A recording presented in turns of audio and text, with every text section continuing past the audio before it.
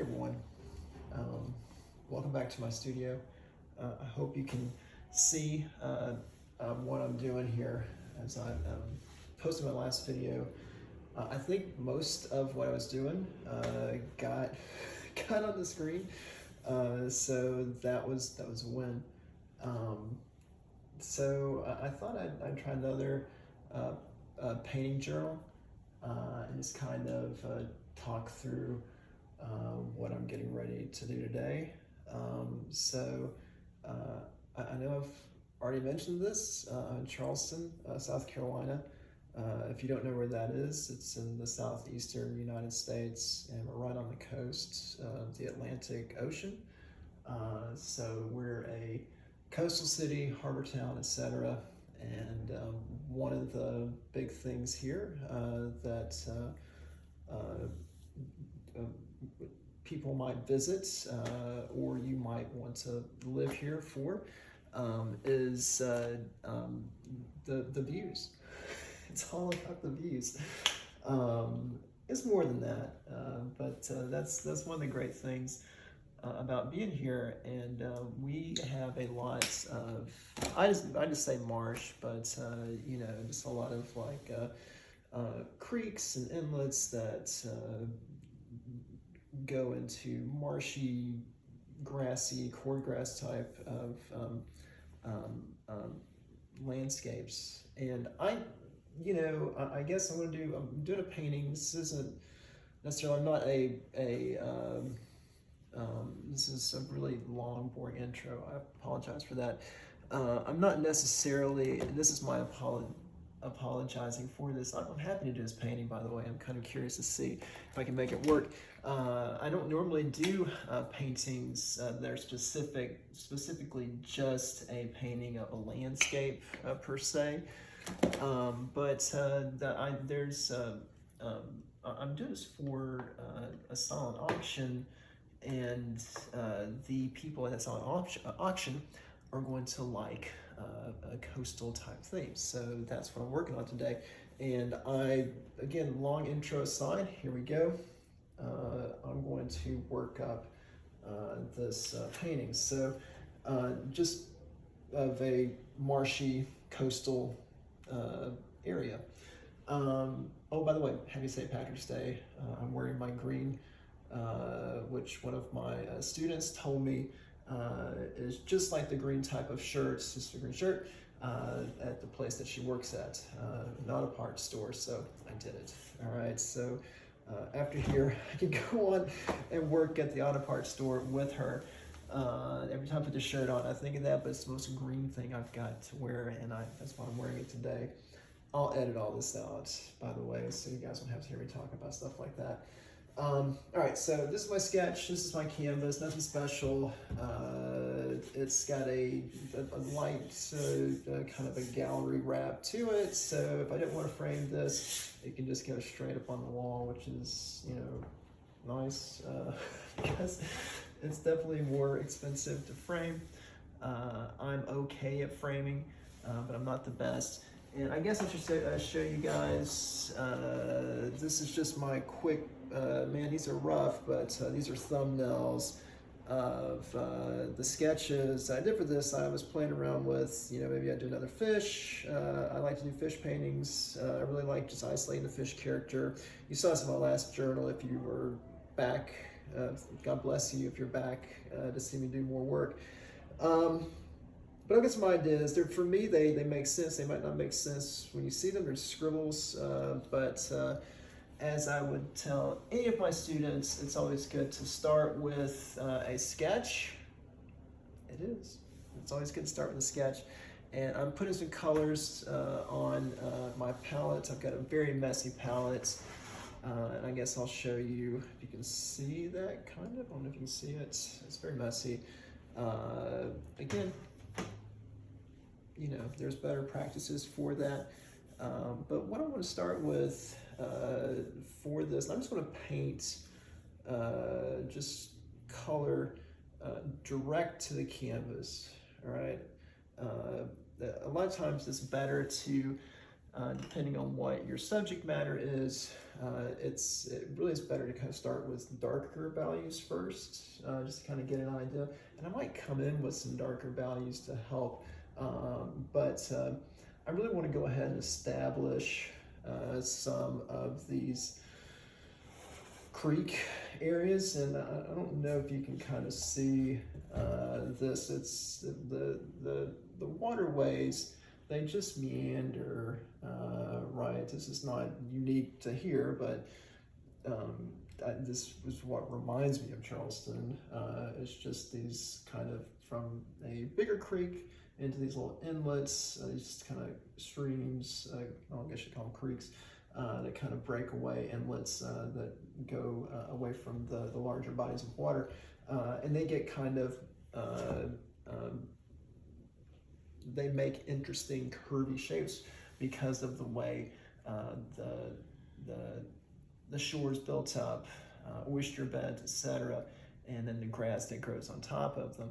So I've got a little bit of light blue, and I've got a little touch of a green, this color, and then this color.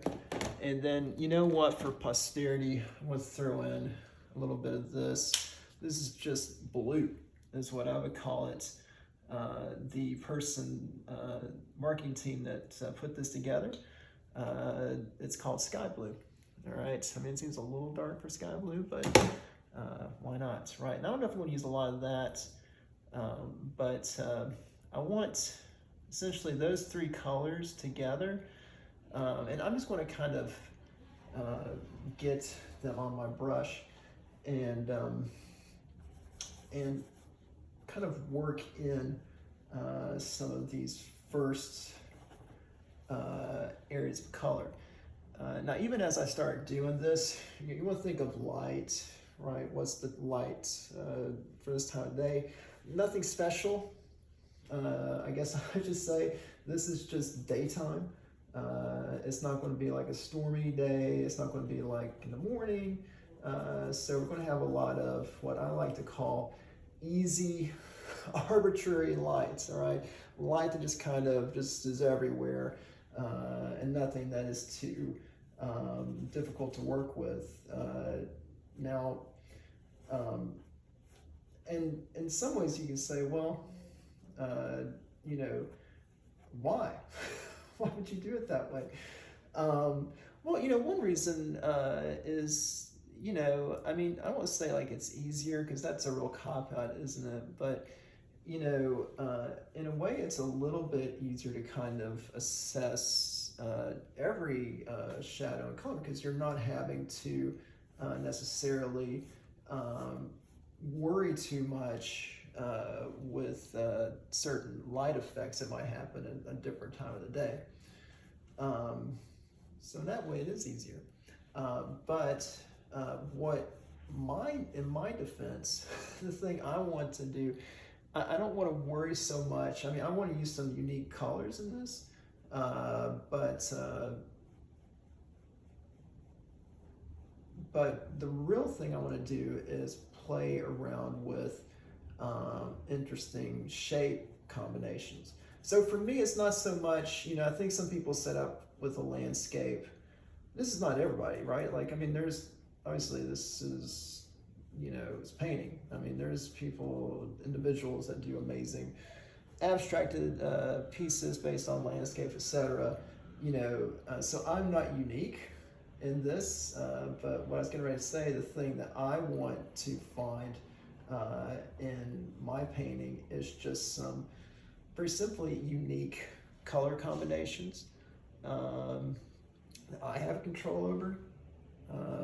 So that means not based on a certain time of day.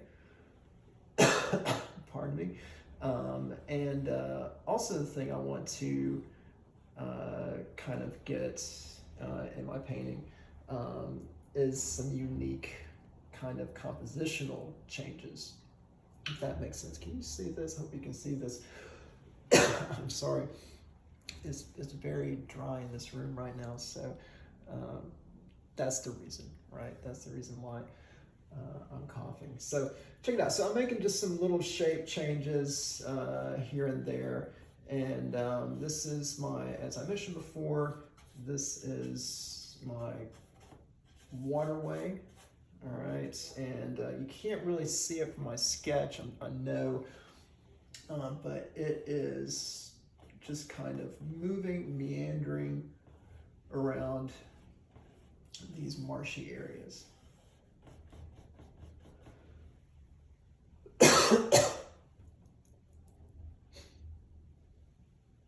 All right. Every now and then I want to just kind of change up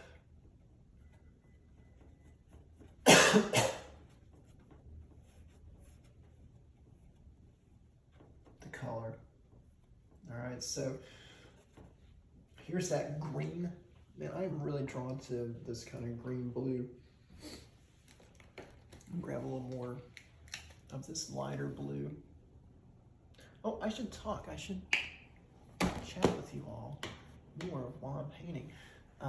So, man, there's so many different ways to approach a painting, really, you know, and I think a lot of it, I mean, like, there's the correct way, you know,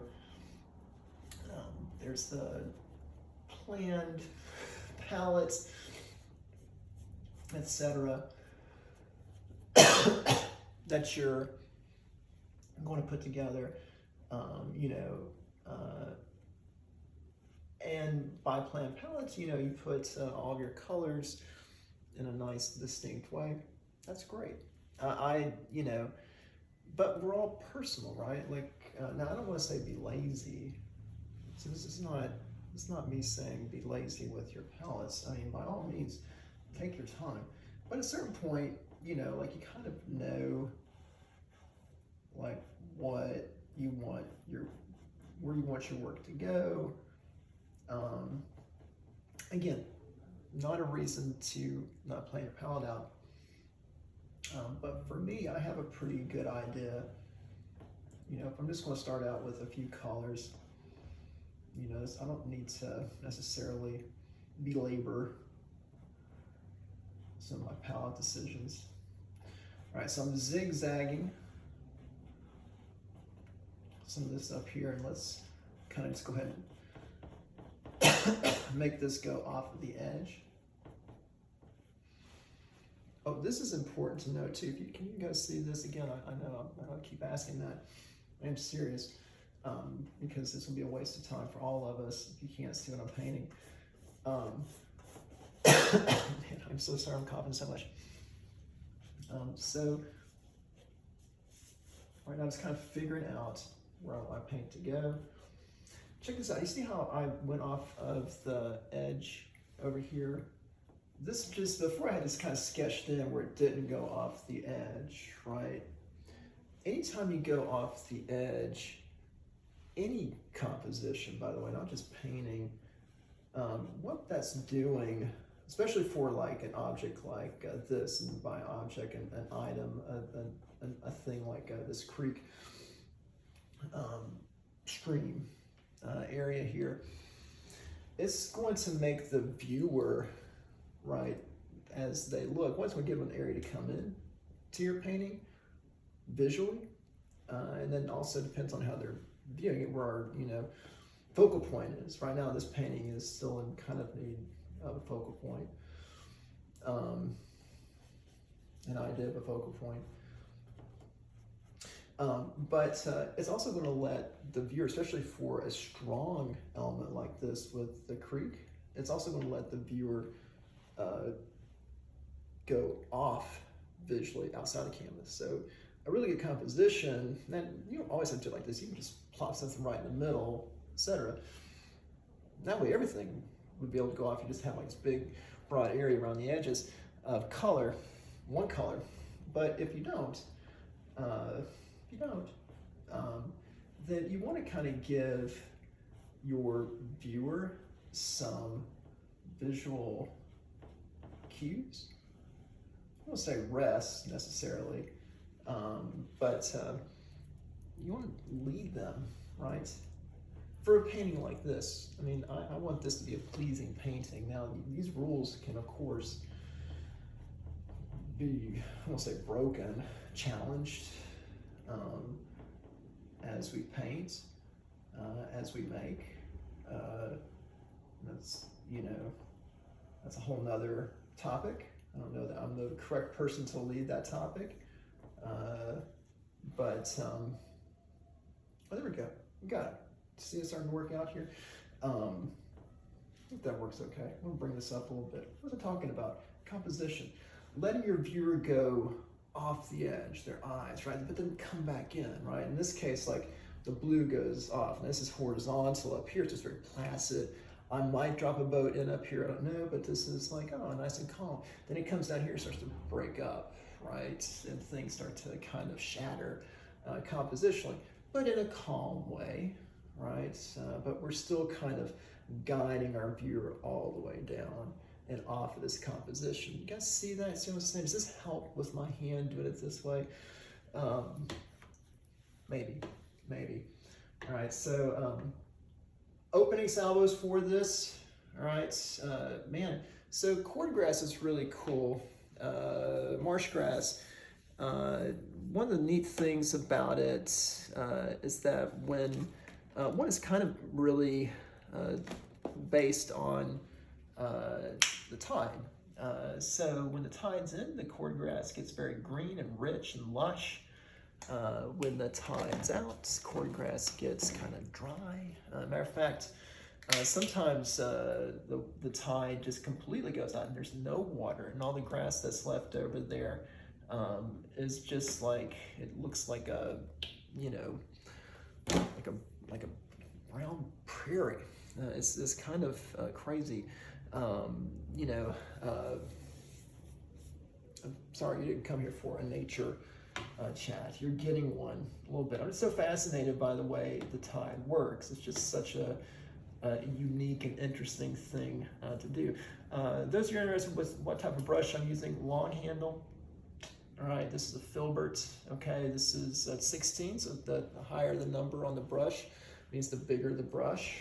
All right, I just grabbed it. I really probably should be using a flat for this, but this was here, and I was just curious to see what the filbert would do.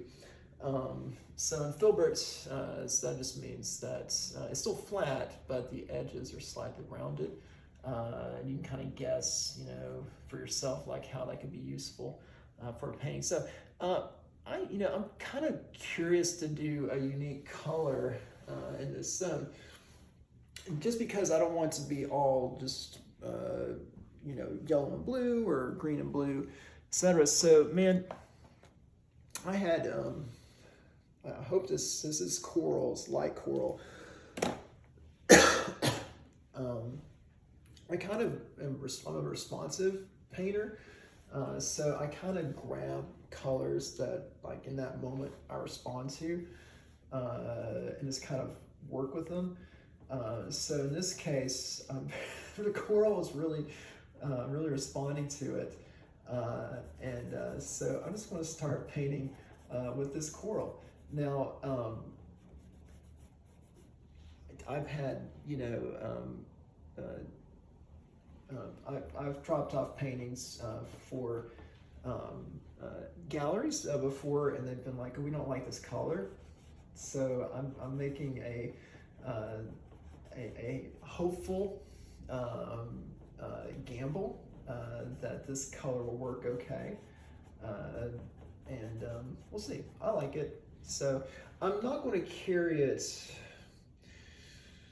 Well, this is a question, right? So this is something we have control over right now. You know, how far up do we want coral all the way through? And by coral, that kind of like orangey pink color. Oh, and I'm also squeezing in some ochre, yellow ochre with this, which is kind of a classic dry marsh fill. Now, this is interesting too. I have the option right now to not necessarily go crazy with either of these colors.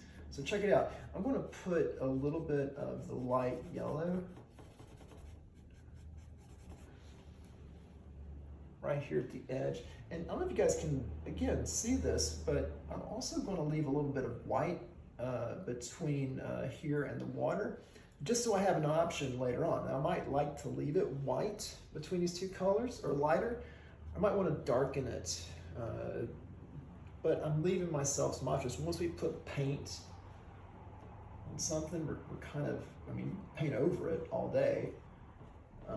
But once you know, kind of get rid of that white canvas, it definitely changes the pH balance of the piece. All right, so I've got to wrap this up here, this first part. And I'm just, you know, nothing special, not building up paint just yet, just getting some color on here. And really, this is more of a color discovery moment. I'm just trying to see what works with my areas.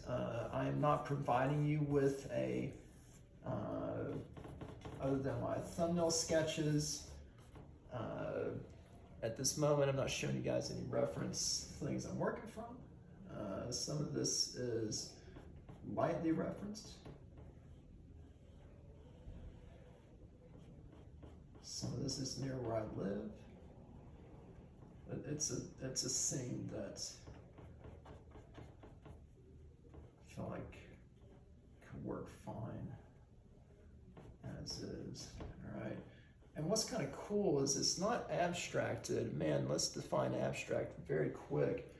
Abstract is not some like unusual, I don't understand what it is piece of art. The idea of abstraction is taking something that we know, all right, in this case, a landscape, and essentially, and all of you art professors out there that are not watching me, don't wince too much.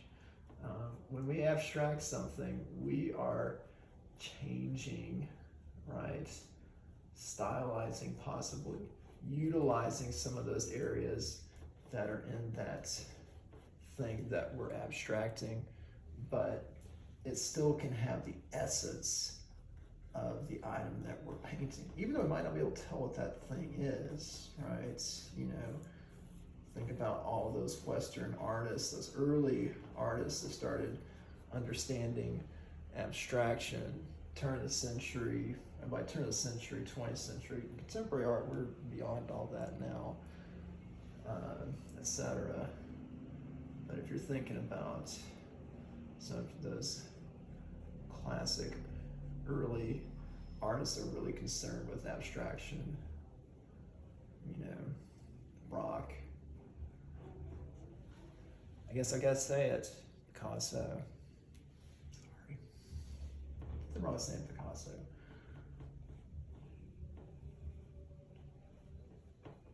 All right, so check it out. Not much, just yet, but we're getting there. And I've got a little area down here.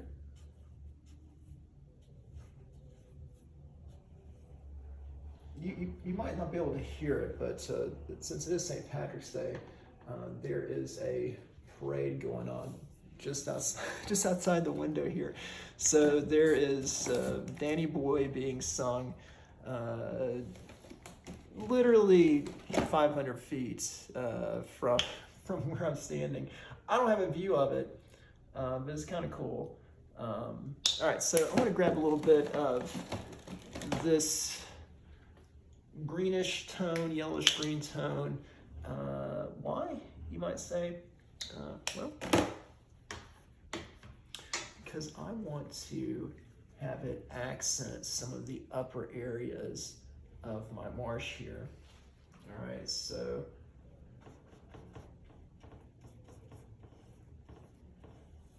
now these are early layers. All right, I know I want these colors on these layers, but I will have to come back in and for me, for my painting style, I will have to come back in and kind of thicken or add a little bit of paint. And I hope I might do that in a video. Really depends on if anybody's following this one and curious to see what happens beyond. I'm painting kind of quick right now because I'm running out of time. Got to run to a class. All right. And as this goes up, I'm gonna add a little bit of this green up here with the coral. As you start framing in our marsh cordgrass area.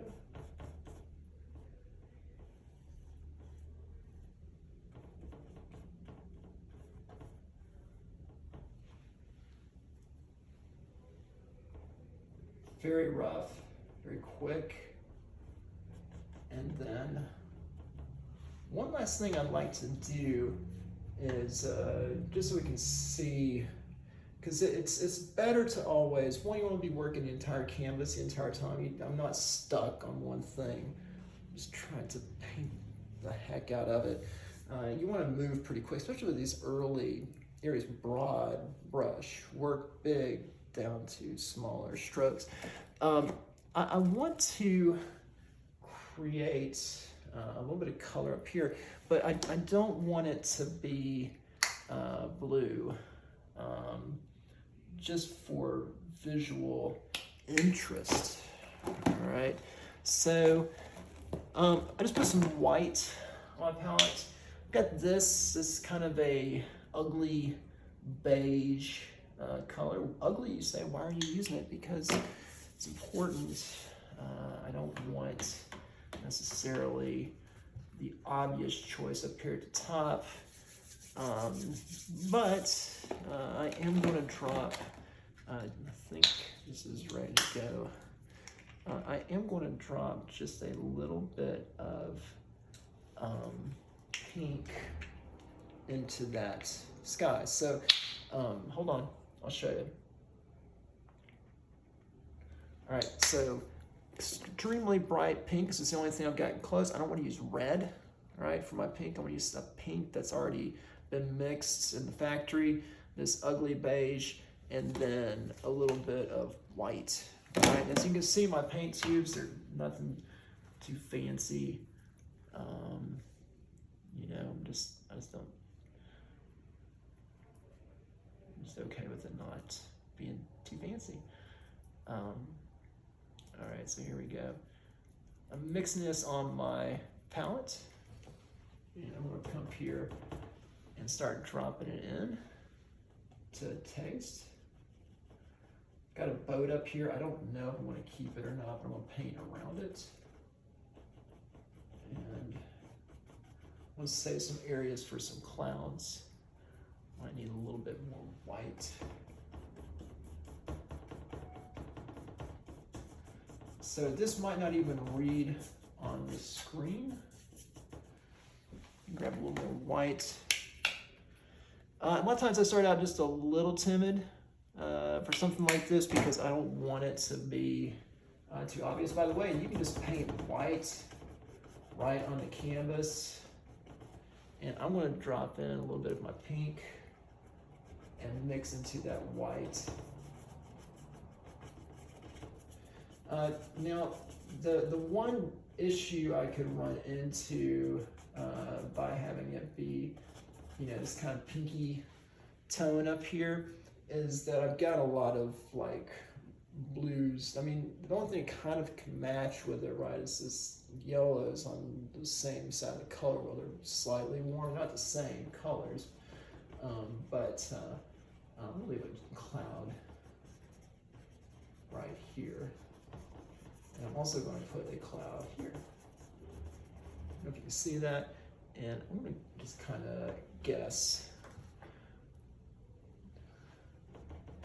I want to be able to see those clouds, so I'm going to drop in just a little more intense color. And a little bit heavier value, darker value around that area, so I can start to see the changes. And actually, also, so if you're still following along, you can see changes too. And let me clean this up. and let me drop in a little bit of this paint, really, in this case, down below. All right. So it's not much yet. What was I going to say? This is it. Final thing I want to say to you guys. So I've got pink up here. Now, just for my placeholder, because I've got to leave for today, we'll mix a little of that really harsh pink with some of my yellow ochre. And remember that area I saved at the edge of my marshes here?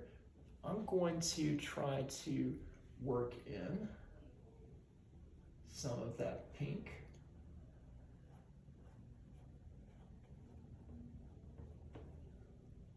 Into a few of these places because I want to tie in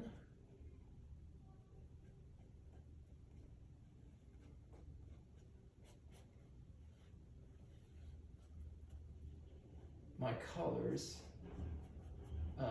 throughout. All right. Now, it doesn't mean you have to paint the exact same color you have in the sky into this area down below. All right, but for me, I kind of like that idea, and check it out. I'm finding some interesting kind of potential shape changes as I do this. And I wish I had more time to paint, but that's where I'm gonna leave it for today. Let me grab the phone, get you guys a better view of this. It is on its way, and we will see what happens. Thank you guys for being with me. See you later.